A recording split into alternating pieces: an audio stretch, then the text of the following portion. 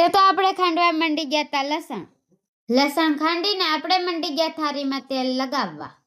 પછી એક વાટકામાં લઈ લીધો ચણાનો લોટ ને એમાં નાખી દીધી ચટણી, મીઠું, હળદર ને હિંગ પાવડર ને ખાંડેલું લસણ. પછી એમાં નાખી દીધું પાણી.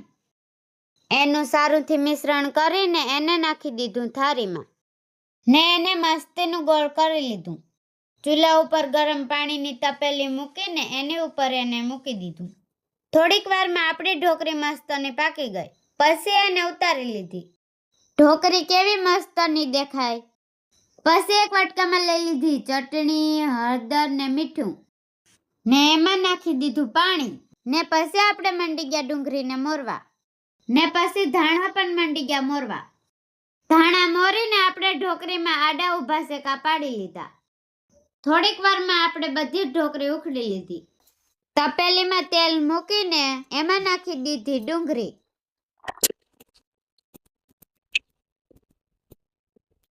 ડુંગળી મસ્તની પાકી ગઈ. પછી એમાં નાખી દીધી ભીની ચટણી.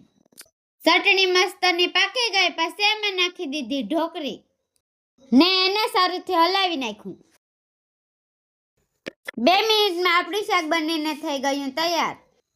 પછી આને ઉતારી લીધું. જો તમને અમારી રેસીપી ગમે તો લાઈક, શેર અને ફોલો કરવાનું ના ભૂલતા.